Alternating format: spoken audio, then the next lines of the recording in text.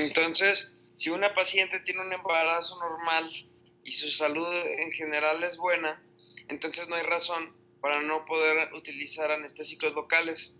Sobre todo ya estuvimos viendo que la lidocaína es el anestésico más indicado en pacientes embarazadas después de los primeros 3 meses de embarazo. Entonces, el único anestésico que está contraindicado en pacientes embarazadas es la prilocaína, y en especial si tiene este vasoconstrictor que ya habíamos comentado, que no es simpático mimético, que se llama felipresina. Entonces, durante el embarazo, pues nosotros sabemos que es mejor restringir el tratamiento durante los primeros 3 meses.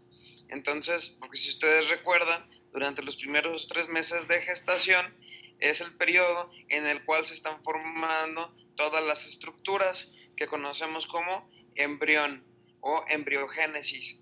Entonces, en los primeros 3 meses se llama embrión y después de los primeros 3 meses se llama ahora feto. ¿Cuál es la principal diferencia entre el embrión y el feto? Es que en el embrión se están diferenciando todas las células madres en células muy especializadas y se está formando la cara, se está formando el corazón, se están formando todos estos órganos y todos los tejidos que son muy especializados. Y en la fase de feto ya no hay formación, o sea, ya no hay organogénesis, sino que ya los órganos ya se formaron y ahora nada más están creciendo y se están fortaleciendo. Entonces, en los primeros 3 meses de gestación es muy importante que la mujer embarazada se cuide mucho para evitar estar expuesta a el uso de medicamentos o químicos que puedan alterar esta organogénesis en la fase embrionaria.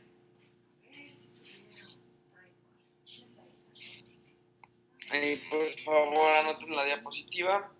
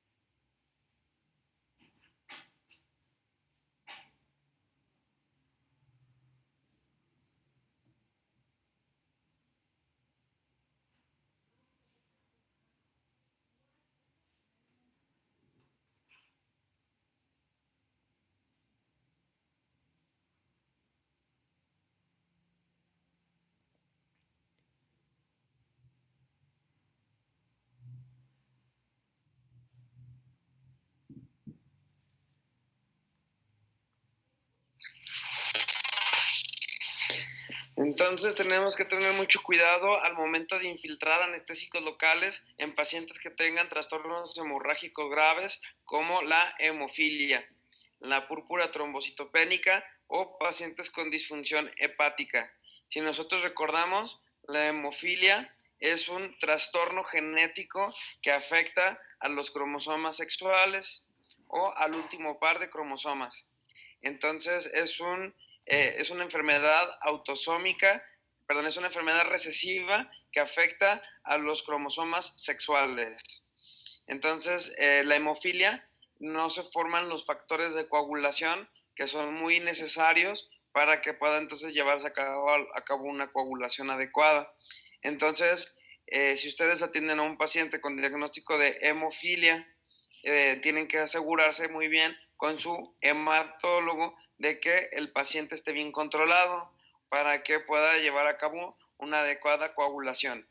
Si su paciente que no está coagulando bien y no le mandan a hacer su interconsulta con su hematólogo, ustedes lo atienden y lastiman una arteria al momento de colocar el anestésico o penetrar con la aguja, pueden provocar un sangrado muy profuso dentro de un espacio muy cerquita a las vías aéreas y producir una obstrucción de la vía aérea y generar una complicación muy severa que puede llevar al paciente a la muerte por asfixia. También existe la púrpura trombocitopénica. Nosotros ya sabemos muy bien que la trombocitopenia habla de que hay una disminución muy significativa de las plaquetas. Entonces sabemos que las plaquetas pues, son muy importantes para poder llevar a cabo toda la formación del tapón plaquetario.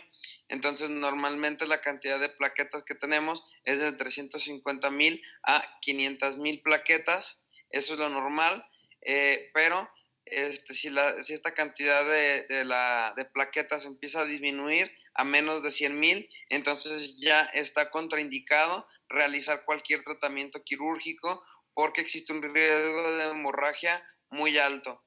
Y obviamente la disfunción hepática. Es más probable que ustedes se puedan topar con este tipo de pacientes. Sabemos que hay muchos pacientes que puedan sufrir problemas de cirrosis o problemas de disfunción hepática por el uso crónico del alcohol que puede provocar esta disfunción hepática o también la hepatitis C. Entonces sabemos que dentro de las funciones muy importantes del hígado está la formación de factores de coagulación. Entonces si no hay factor, gracias a la vitamina K, que se van a formar estos factores de coagulación en el hígado. Entonces, si está fallando el hígado, nosotros tenemos que suponer que la probabilidad de sangrado va a ser una probabilidad muy alta. Entonces, en estos casos siempre hay que hacer una interconsulta con el médico tratante de nuestro paciente para poder ofrecerle el mejor tratamiento lo más seguro posible. Entonces, una persona con trastorno hemorrágico grave, nosotros no le podemos aplicar una inyección, sobre todo de un bloqueo del nervio dentario inferior, porque puede producir entonces esta hemorragia que hemos estado comentando, que puede ser muy profunda y se puede ir hacia la zona del cuello y producir una obstrucción respiratoria letal. ¿Alguien tiene alguna duda o algún comentario de esta diapositiva? Doctor, ¿a mí me puede repetir qué fue lo que usted dijo que afectaba a los cromosomas sexuales? Sí. Existen diferentes tipos de trastornos genéticos. Estos trastornos, yo creo que ya lo han de haber estado viendo en patología. ¿Ya vieron eso en patología? ¿Sí vieron los trastornos genéticos en patología? ¿Patología general?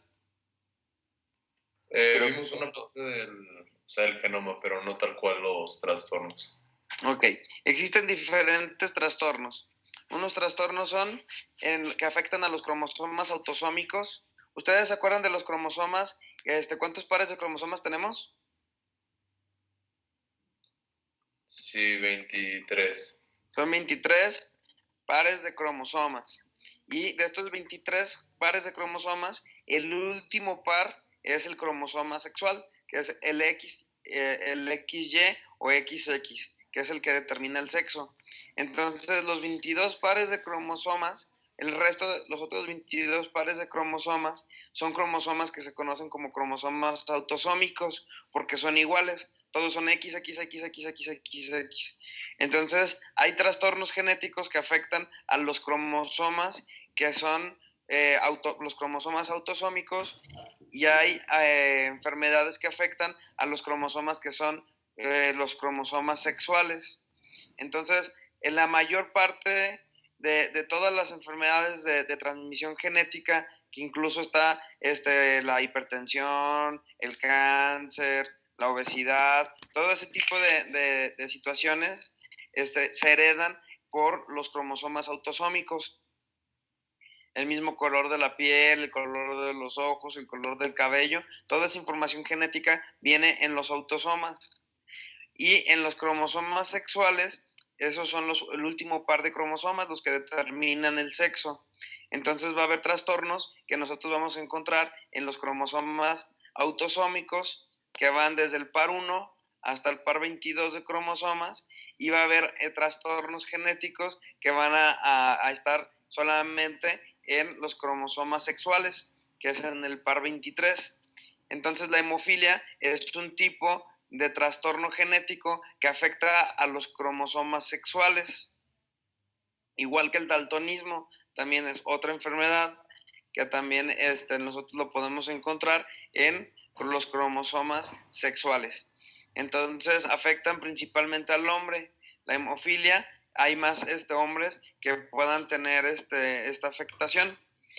Y bueno, entonces sabemos que la hemofilia genéticamente va a afectar la producción de los factores de coagulación. ¿Sí quedó claro? Sí, doctor, gracias.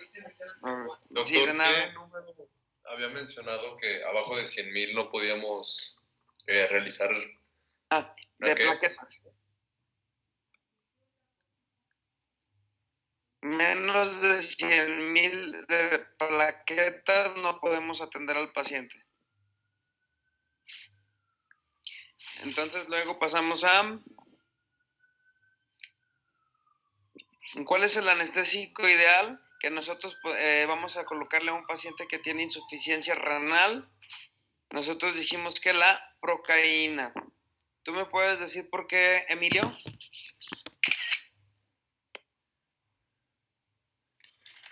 ¿Mande? ¿Tú me puedes decir por qué a un paciente con insuficiencia renal el anestésico local indicado va a ser la procaína? Porque se va a metabolizar en la sangre. Ajá. Se metaboliza en las pseudocolinesterasas plasmáticas, a diferencia de los que son anestésicos del grupo amida, que se metabolizan que pasan por el riñón y que pasan también por el hígado. Entonces, nosotros si queremos utilizar un anestésico local que tenga menos efecto en estos órganos, mejor le vamos a dejar la procaína, que se va a metabolizar entonces en el plasma. Anoten también esta diapositiva, por favor. Doctor, ¿qué dijo que la metabolizaba? ¿Mande? ¿Qué fue lo que dijo que la metabolizaba? Las proteínas plasmáticas que se llaman pseudocolinesterasas. Gracias, doctor. De nada.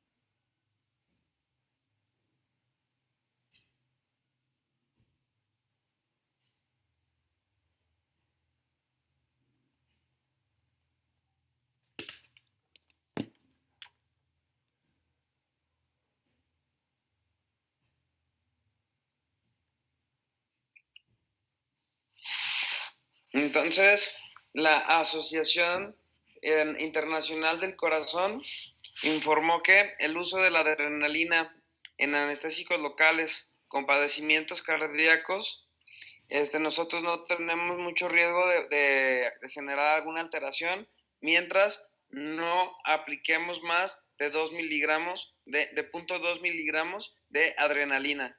Y esto equivale a no aplicar más de 10 mililitros de solución anestésica. Normalmente cada cartucho contiene 1.8 mililitros de solución anestésica.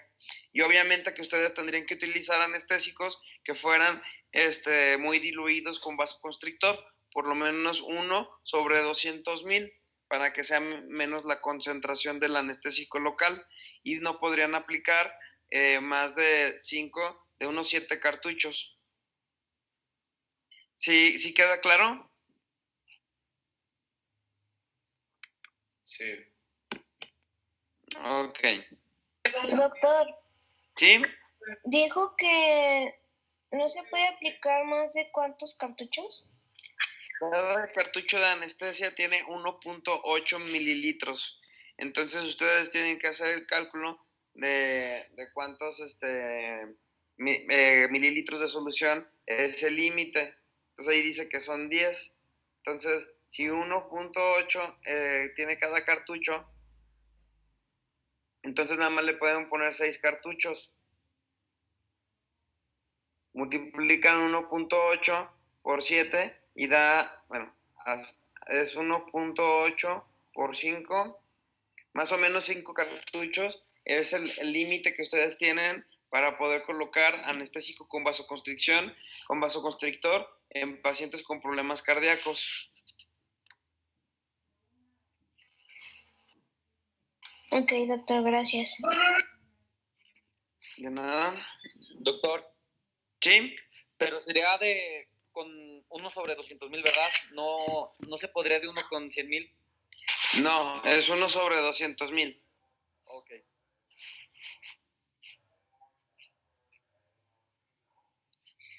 Entonces, en el mejor de los casos, ustedes están atendiendo a un paciente totalmente sano y que le van a hacer un procedimiento quirúrgico o le van a hacer un tratamiento restaurativo que ocupa que el efecto de la anestesia dure más tiempo. Entonces, el anestésico ideal que ustedes van a escoger va a ser la lidocaína al 2% con epinefrina a 1 sobre 80,000, que esta es la dosis más alta de concentración del vasoconstrictor. Entonces va a generar un muy buen efecto por un tiempo más prolongado. ¿Alguien tiene alguna duda?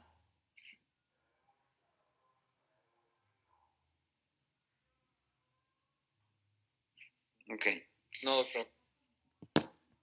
Y ahora, ¿cuál es el tipo de anestésico local que nosotros vamos a utilizar en pacientes con hipertiroidismo y con riesgo de tirotoxicosis? Es la prilocaína con feliprecina. Ya comentamos en la clase pasada que la tirotoxicosis, nosotros podemos encontrar el metabolismo de nuestro paciente muy acelerado. Entonces, si le ponemos adrenalina, podemos provocar un shock o una tormenta tiroidea, que nuestro paciente se ponga muy mal por aumento en el metabolismo basal de todas las células y provocar un shock muy grave. Entonces, en los pacientes con tirotoxicosis se recomienda utilizar un vasoconstrictor que no sea simpático mimético, como en este caso es la feliprecina. Dijimos que el nombre comercial de la prilocaína con feliprecina era el Pristezin, que ya comentamos en la clase pasada.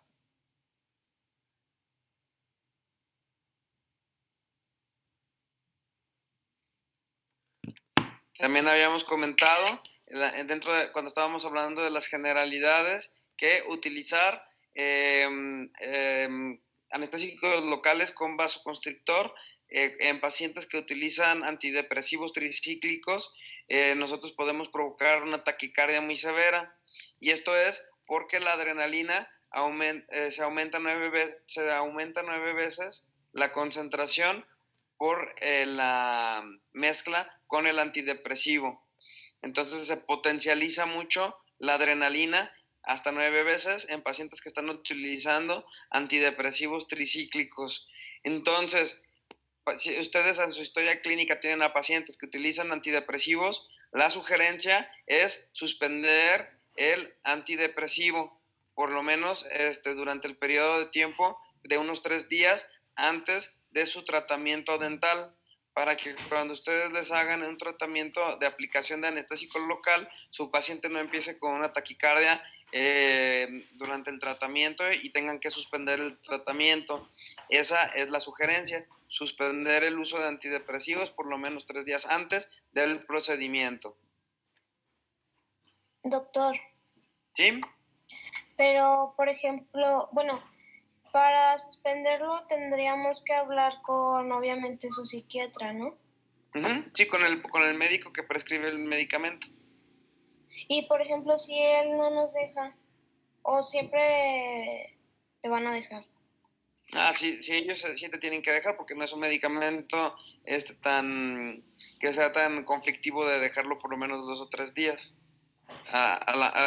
medicamentos que son como por ejemplo anticoagulantes y otro tipo de medicamentos que utilizan pacientes que también necesitamos que suspendan. Hay veces que sí los médicos nos dicen que no podemos suspender, por ejemplo, un anticoagulante, sobre todo en pacientes de un riesgo muy alto de que formen un trombo o una embolia. Entonces, en esos pacientes sí no lo podemos suspender, pues entonces tendríamos que atenderlos en un ambiente hospitalario, en un ambiente de hospital, de quirófano, que tengamos más herramientas para poder detener hemorragias y poder tener mejor controlado al paciente, porque no le podemos suspender los anticoagulantes. Pero en el caso de los antidepresivos no hay problema. Bueno, yo no me he encontrado con ningún médico que me haya contraindicado la suspensión de los antidepresivos. Ok, doctor. Gracias. ¿Y no De puedes nada. poner otro vasoconstrictor? ¿O es Podrías mejor suspender? aplicar la fenipresina o podrías aplicar un anestésico local sin vasoconstrictor, pero si van a hacer un tratamiento dental que ocupe más tiempo o un tratamiento que sea quirúrgico, sí se indicaría la suspensión. Pero si es un tratamiento rápido, que van a quitar una caries pequeña o una cosa así básica, a lo mejor la sugerencia sí sería utilizar la mepivacaína para que el paciente no suspenda el antidepresivo, si es que es muy dependiente del antidepresivo. Si no es tan dependiente, pues entonces lo puede suspender. Entonces, eso es importante, que ya ustedes vayan teniendo estos criterios, que a estas clases les vaya quedando muy claro que existen diferentes alternativas y bueno, pues ir barajeando cada posibilidad en cada paciente, que ya sabemos que cada paciente es muy diferente. Entonces, por eso sí es importante que tengan en mente todas estas consideraciones. Entonces, sí, es bueno que lo comenten y que ya vayan teniendo también sus propios criterios. ¿Alguien hasta aquí tiene alguna duda?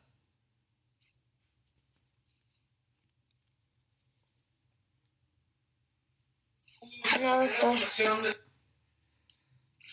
Bueno, entonces hasta aquí vamos a dejar la clase. Nos vemos el siguiente lunes. Que tengan muy buen fin de semana. Se cuidan mucho. Gracias, doctor. Igual. Gracias, doctor.